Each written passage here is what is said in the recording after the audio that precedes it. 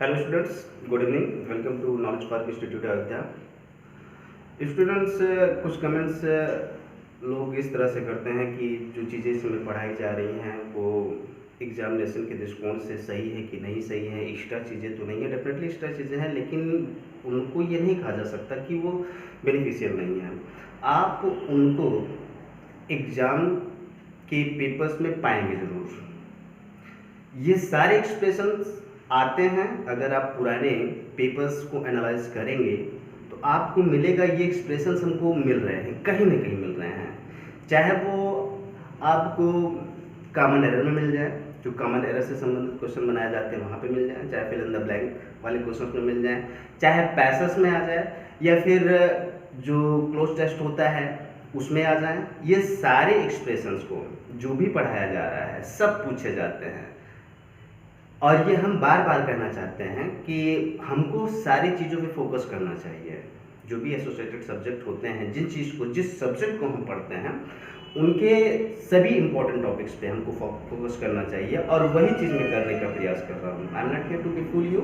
My intent and purpose is to make you understand about all the things what is necessary for your examinations. होता क्या है कि कभी कभी हम लोग थोड़ी थोड़ी चीज़ें पढ़ा देते हैं, उसके बाद में अपना पल्ला झाड़ लेते हैं। मेरा ये पर्पस नहीं है। हमारा पर्पस ये है कि वीडियोस को देखने के बाद में, या फिर आप लोगों का जो टाइम इसमें जो भी आप समझते हैं, whether you think you are investing your time or investing your time in seeing my videos, in watching my videos, तो इन सारी चीज़ों को अगर आप देख रहे हैं तो कृपया आप पुराने वाले एग्जामिनेशंस के जो पेपर्स हैं उनको ज़रूर देखिएगा। And I am sure you will find that all the expressions have been raised in the examinations. और अगर आप ये सारी चीज़ें पा रहे हैं तो आपको डाउट नहीं होना चाहिए whether teaching is going on right way और नॉट। सो स्टूडेंट्स, आप केवल फोकस करिए कि कहाँ कहाँ पे क्या क्या चीज़ें बताई जा रही हैं, और ज़्यादा लंबा वीडियो मैं नहीं बनाता हूँ। It is not monotonous, you can not claim that it is monotonous, very lengthy videos are being made by this institute. ऐसा कुछ नहीं है। इस इंस्टीट्यूट में जो भी चीज़ें बताई जा रही है वो लेंथी नहीं है, वो इम्पॉर्टेंट है। और अगर इम्पॉर्टेंट है तो वी शुड नॉट इग्नोर। हमको इग्नोर करना नहीं चाहिए। अगर इग्नोर कर रहे हैं तो ये हमारे लिए ही नुकसानदायक है। तो हमको जो स्टडी करना चाहिए इनोवेटिव होना चाहिए, और अगर ऐसा करेंगे तो हमारे लिए बेनिफिशियल होगा। चलिए लेट्स स्टार्ट। हमको पढ़ना क्या है आज। सबसे पहले हम लोग बात करेंगे नाउन प्लस दैट की। नाउन प्लस दैट की अगर हम बात करते हैं तो इसका भी शाब्दिक अर्थ सिंस ही निकलता है बेटा। चूंकि नाउन प्लस दैट का प्रयोग जब हम एडवर्ब क्लास ऑफ रीजन और कास्ट बनाने के लिए करते हैं तो इसका शाब्दिक अर्थ क्या निकलता है? सिंस निकलता है। तो केवल नाउन से तो सिंस निकलेगा नहीं, इस एक्सप्रेशन में सिंस का भाव आ जाता है। ध्यान दीजिएगा, जब भी हम नाउन प्लस दैट का प्रयोग करेंगे और उसके बाद में सब्जेक्ट और प्रेडिकेट का प्रयोग करेंगे तब उसमें क्या मिल जाएगा? हमें सिंस का भाव मिल जाएगा। एक एग्जांपल के थ्रू समझने का प्रयास करते हैं। सिंस का अर्थ तो आप लोग समझते हैं, इसका मतलब होता है चूंकि ये करता क्या है? रीजन बताने का कार्य करता है। किसी स्टेटमेंट के रीजन को बताने का कार्य करता है। इसके बाद में सब्जेक्ट और प्रेडिकेट आता है, और इसमें एम्फेसिस कम होता है, विकास में ज़्यादा होता है, फॉर में इससे भी कम होता है। चलिए सेंटेंस के थ्रू इसको समझने का प्रयास किया जाए। जैसे कहाँ से? a clown that he is, a clown that he is, he amuses us।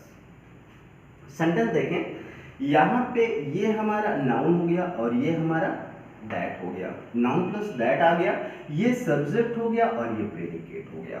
हमने क्या कहा कि नाउन प्लस दैट के बाद में सब्जेक्ट और प्रेडिकेट आ रहा है तो हम इसमें सेंस का भाव पाएंगे। हम इसको इस तरह से इसका सेंस निकालेंगे, चूंकि वह एक क्लाउन है। इसको हम ऐसे भी कह सकते हैं जैसा कि वह एक क्लाउन है। दोनों तरह से कह सकते हैं। ही एम्यूजेस अस, वो हमारा मनोरंजन करता है। ध्यान देने की जरूरत है। हम बता रहे हैं यहाँ पे चूंकि का कोई इंग्लिश वर्ड नहीं लिखा गया है जो चूंकि का भाव एक्सप्रेस करता हो, then also we find the sense of since in this class. Since का भाव आ रहा है और इसके बाद में हमने गामा का प्रयोग किया और उसके बाद में हमने प्रिंसिपल क्लास को लिख दिया है। और प्रिंसिपल क्लास में जो ये जो वर्क हो रहा है, जो काम हो रहा है, या यूं कह सकते हैं पूरे स्टेटमेंट की बात कर दें तो ये इस स्टेटमेंट का कारण बता रहा है। जनरली अगर ये पूछा जाए किसको मॉडिफाई कर रहा है, किसको मॉडिफाई कर रहा है, और इसका कारण कहां बताया जा रहा है, यहां पे बताया जा रहा है। हम समझने का प्रयास करें कि होता क्या है। नाउन प्लस दैट का जब भी हम प्रयोग करते हैं, नाउन प्लस दैट का जब भी प्रयोग किया जाता है तो और उसके बाद में क्या आना चाहिए, सब्जेक्ट और प्रेडिकेट आना चाहिए, उसमें सिंस का भाव आएगा, चूंकि का भाव आएगा, जैसा कि भाव आएगा।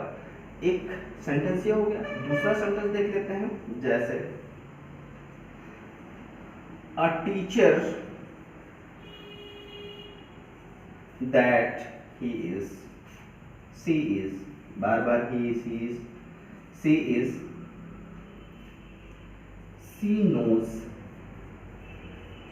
Knows how to teach. तो सेंटेंस बड़ा हो जा रहा है, इससे बढ़ाने की जरूरत नहीं है। How to teach.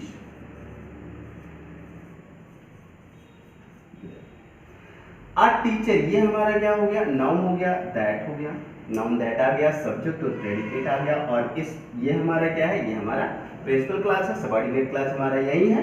ये सबऑर्डिनेट क्लास हमारा किससे स्टार्ट हो रहा है, नाउन दैट से स्टार्ट हो रहा है। हम देखते क्या है, इसका भाव क्या आ रहा है। इसमें सिंस के लिए किसी वर्ड का प्रयोग नहीं किया गया है, क्योंकि इस क्लास का स्ट्रक्चर ऐसा है जिसमें क्या पाया जा रहा है, एक नाउन और एक दैट, और उसके बाद में सब्जेक्ट और प्रेडिकेट पाया जा रहा है, तो इसमें सिंस का भाव आ जा रहा है।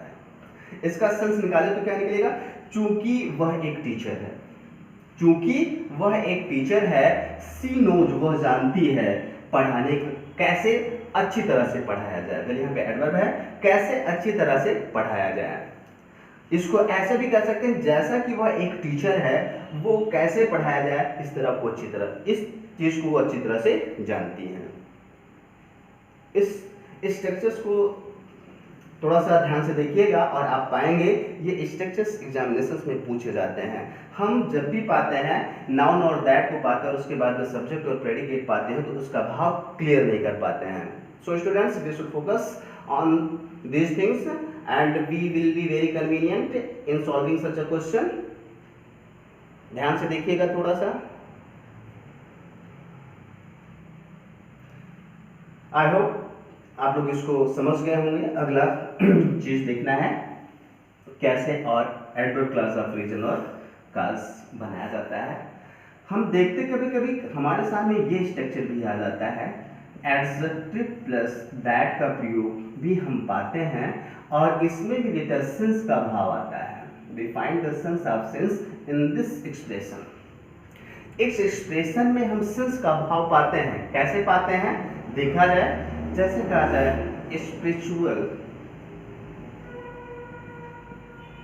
स्पिरिचुअल दैट लगा दें, स्पिरिचुअल दैट महात्मा, महात्मा की spelling EMAHATMA, Mahatma Gandhi was. Spiritual that Mahatma Gandhi was, इसमें हमें मिल क्या गया है, एक एडजेक्टिव मिल रहा है और दैट मिल रहा है और उसके बाद में हमको सब्जेक्ट और प्रेडिकेट मिल रहा है। स्टूडेंट्स थोड़ा सा फोकस करिएगा, चीजें क्लियर हो जाएंगी। ऐसे एक्सप्रेशंस हमको कभी पैसेज में मिलते हैं, कभी क्लोज टेस्ट में मिलते हैं, कभी फिल इन द ब्लैंक में मिलते हैं, कई जगह ऐसे एक्सप्रेशंस मिलते हैं और उसका भाव हम लोग क्लियर नहीं कर पाते हैं, तो कभी कभी उस क्वेश्चंस को सॉल्व भी नहीं कर पाते हैं। ध्यान देने की जरूरत है। स्पिरिचुअल दैट महात्मा गांधी, अगर हमने अभी बताया कि ये एडजेक्टिव और दैट आ रहा है उसके बाद में सब्जेक्ट और प्रेडिकेट आ रहा है तो इसमें सिंस का भाव अपने आप आ जाता है। इसका अर्थ क्या निकलेगा, चूंकि महात्मा गांधी स्पिरिचुअल थे, आध्यात्मिक थे, और जो स्पिरिचुअल होता है it can not be a good politician, we know it well. He was not a good politician. 36 का आंकड़ा होता है, ये अलग की बात है कि प्रेजेंट टाइम में क्या हो रहा है, what is going on in modern era, कि जो पॉलिटिशियन है वही स्पिरिचुअल है और जो स्पिरिचुअल है वही पॉलिटिशियन है। लेकिन वास्तव में ये ऐसा नहीं होता है। हमारे वेद, हमारे शास्त्र ये बताते हैं कि जो स्पिरिचुअल होता है उसको दुनियादारी से कोई मतलब नहीं होता है। चूंकि महात्मा गांधी स्पिरिचुअल थे, he was not a good politician, वह एक अच्छे राजनीतिज्ञ नहीं थे। ध्यान से देखिएगा, हम यहाँ पे हम यहाँ पे एडजेक्टिव पा रहे हैं। एडजेक्टिव के बाद में हमको क्या मिल रहा है, दैट मिल रहा है, और दैट के बाद में हमको सब्जेक्ट और प्रेडिकेट मिल रहा है। यदि ये स्ट्रक्चर हम पा रहे हैं क्लास में, तभी यहाँ पे सिंस का भाव आएगा, चूंकि का भाव आएगा, अन्यथा नहीं आएगा। एक सेंटेंस के थ्रू और समझने का प्रयास किया जाता है। जैसे कहा जाए social that she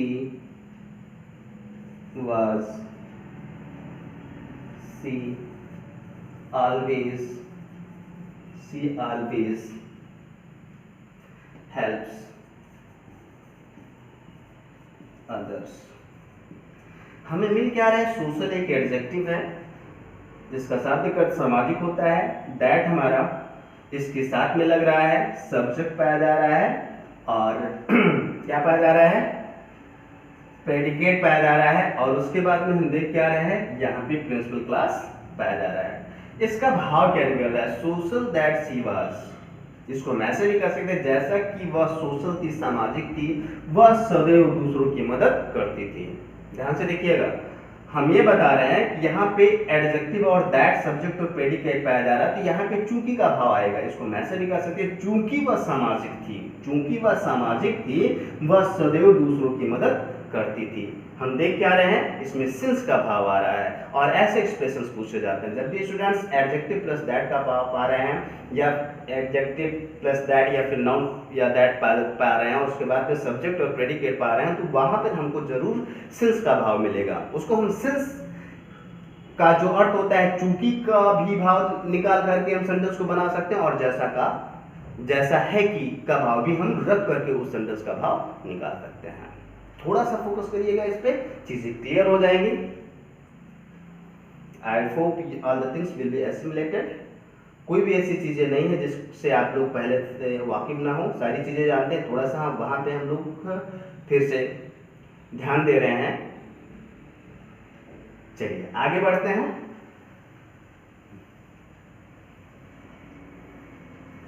एक एक्सप्रेशन और है जिसके माध्यम से हम देखते हैं कि एडवर्ब क्लॉज ऑफ रीजन और काज बनाने का प्रयोग किया जाता है।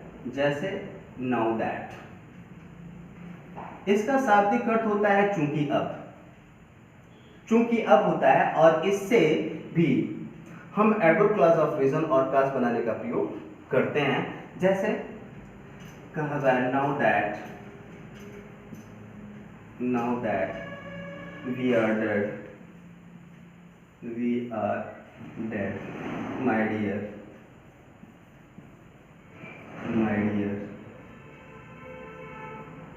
we can live forever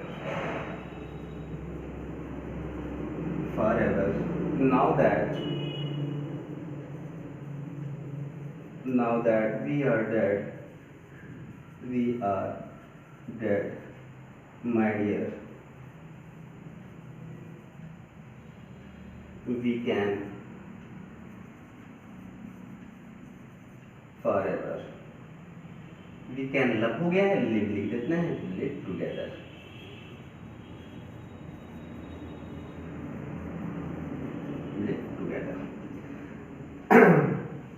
देखते क्या है कि यहाँ पे दिया गया है नाउ दैट से हमारा सेंटेंस निकल रहा है, चूंकि अब हम मर चुके हैं। एक्चुअली ये है क्या, ये फुल लाइन स्टैंजा जो है ये समंदा बैंड का एक लिरिक है, वहीं से इसको उसका एक एक्सट्रैक्ट है, it is an extract of समंदा बैंड लिरिक, और उस लाइन्स को हम लोग यहाँ पे पढ़ रहे हैं।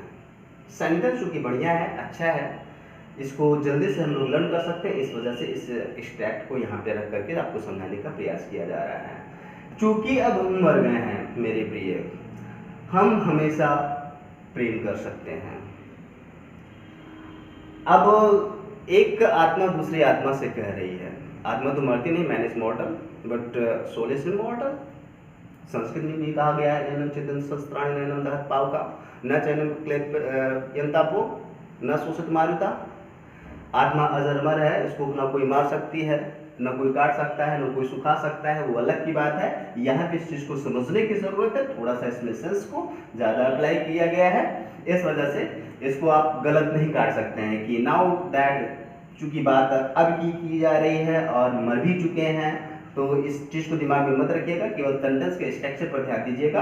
क्योंकि इसका जो डाइजेस्ट है इस लाइन का हम बता दिए हैं कि यहाँ पे जमाने के सताए हुए दो प्रेमी हैं, क्योंकि वो मर गए हैं और उनके बारे में बात, वो दोनों एक दूसरे के बारे में बात कर रहे हैं। नाउ दैट, चूंकि अब वी आर डेड, हम लोग मर चुके हैं मेरे प्रिय, वी कैन लव फॉरएवर, हम हमेशा प्रेम कर सकते हैं।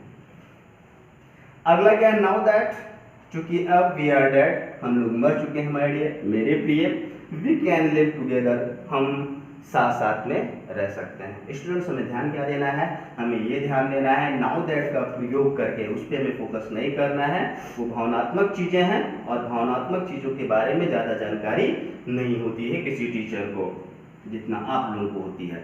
Now that we are dead, चूंकि अब हम मर चुके हैं, यहाँ पे नाउ दैट हमारा क्या है, ये एक ऐसा एक्सप्रेशन है जो एडवर्ब क्लास बनाने का काम कर रहा है, ये हमारा एडवर्ब क्लास है। और जब नाउ दैट का प्रयोग हम सब्जेक्ट और प्रेडिकेट के पहले पाएंगे तो वो सेंस का भाव देगा, चूंकि अब का भी भाव देगा। और इस एक्सप्रेशन के माध्यम से हम लोग एडवर्ब क्लास बनाते हैं। आगे वाला ये हमारा एड्रेसिंग वर्ड है, इसकी बात हम यहाँ पे कर दे रहे हैं, ये किसी को संबोधित करने वाला शब्द है, तो इसको हम छोड़ देते हैं, इसका कोई मतलब नहीं। ये हमारा क्या है, ये हमारा प्रिंसिपल क्लास है, वी कैन लव फॉरएवर, हम हमेशा प्रेम कर सकते हैं, सदैव के लिए प्रेम कर सकते हैं। फिर नेक्स्ट लाइन्स हमारा क्या है, नेक्स्ट टू लाइन्स क्या है, now that we are dead, क्योंकि अब हम मर चुके हैं माय डियर। फिर ये हमारा क्या है, एड्रेसिंग वर्ड है, वी कैन लिव टुगेदर, हम साथ साथ में रह सकते हैं।